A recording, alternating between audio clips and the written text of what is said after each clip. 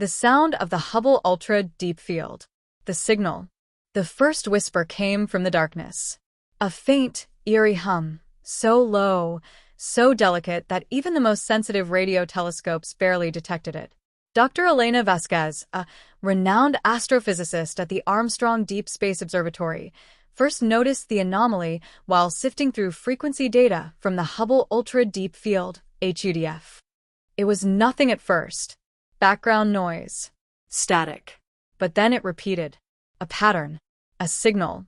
Elena's hands trembled as she isolated the waveform.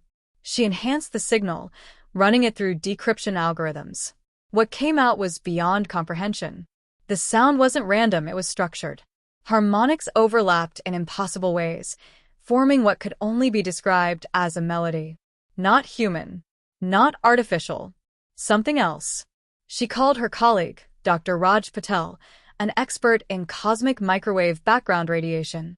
Within hours, their lab was in chaos. The signal was ancient, older than Earth itself. It originated from the HUDF, from a galaxy so far away that its light had taken over 13 billion years to reach them. The implications were staggering. If someone or something was transmitting across time and space, then it meant they weren't alone. But then the signal changed. What started as a melody became a message.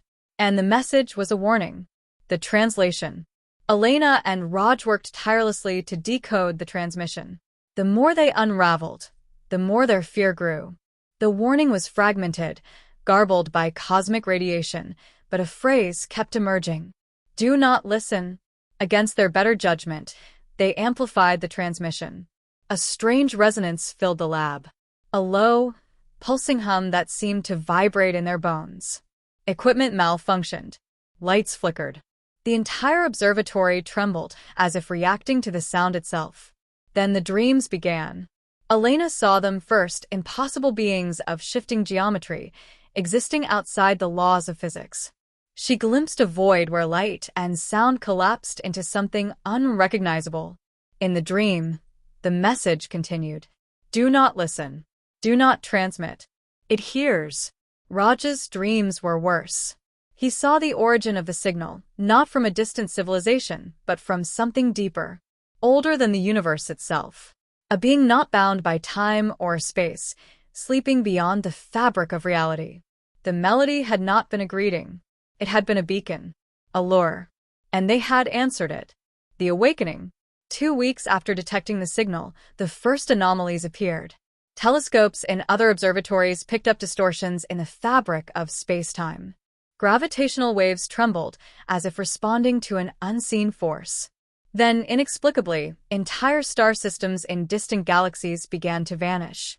Not explode. Not collapse. Vanish. Panic spread through the scientific community. Governments classified the information. NASA, ESA, and China's CNSA initiated emergency protocols. A secret meeting of world leaders convened, but no one had answers. The sound was spreading. Satellite communications picked up similar frequencies emerging from different points in space. It wasn't a single transmission anymore. It was an echo. Something was coming. Elena and Raj knew they had to act. The only hope was to send a countersignal, a disruption to erase their response. But as they worked to create a reverse frequency, their instruments detected something horrifying. The signal was no longer coming from deep space. It was coming from Earth. Section 4. The Descent. Cities around the world experienced blackouts. People reported strange sounds in their ears, like a song humming at the edge of perception. Those who listened too long fell into catatonic states, their minds trapped in some unseen dimension. The sky darkened, though there were no clouds. Stars flickered erratically, as though reality itself was distorting. Then, the first fissures appeared, tears in the fabric of the universe. From them, entities emerged. They were not aliens. They were not gods. They were the echoes of something vast and hungry. Entities shaped by the frequencies of the void, beings who consumed not matter, but existence itself. Elena and Raj made one final, desperate attempt. They amplified the countersignal, flooding every satellite, every transmission tower with a disruptive frequency. The world trembled. The entities howled in frequencies beyond human comprehension. Then, one by one, the fissures collapsed. Silence. The stars returned to their rightful places. The darkness receded. The sound was gone. But Elena knew the truth. The sound of the Hubble Ultra Deep Field had not disappeared. It had merely gone silent, waiting for the next ears willing to listen. And when they did, it would answer. The signal. Dr. Elias Voss stared at the data stream pouring in from the Hubble Ultra Deep Field survey. Something was wrong. The telescope, meant to be a silent observer of the universe, was picking up a sound, a structured, rhythmic pulse. At first, it was dismissed as an artifact, a malfunction in the sensors. But as the data refined, a pattern emerged. It wasn't noise. It was a message. NASA convened an emergency meeting. Voss, alongside linguist Dr. Ren Arasaka and quantum physicist Dr. Aidan Morales, was tasked with deciphering the signal. The sound was translated into waveforms, revealing something astonishing, a sequence of prime numbers interlaced with harmonic resonances beyond human comprehension. The conclusion was terrifying. Somewhere in the deepest reaches of space, something was trying to communicate. Then, the observatory systems went dark for exactly 12 minutes. When they rebooted, new coordinates appeared in the data, a location 13.2 billion light-years away. Something had responded. The journey. Within a year, the Prometheus Initiative, a joint effort between the world's top space agencies, constructed the EXO-1, the first manned deep space quantum vessel capable of folding space itself. Voss, Arasaka, and Morales led the mission. Their destination, the exact point of origin of the signal.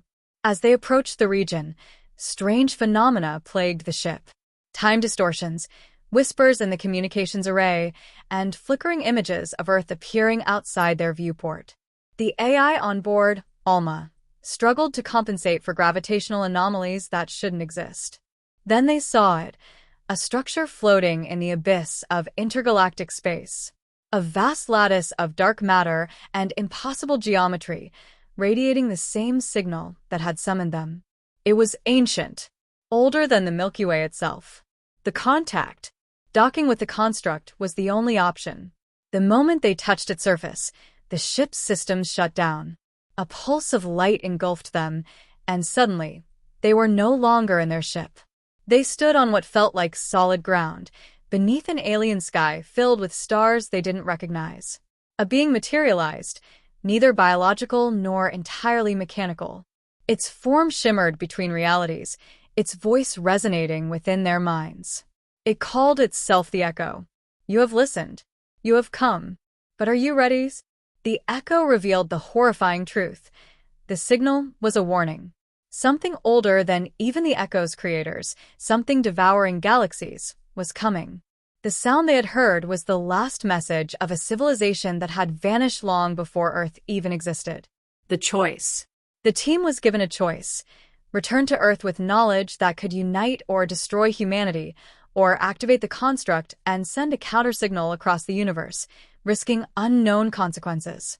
As they debated, the construct trembled. A new signal was arriving, not a message, but a presence. And then, the stars around them began to disappear.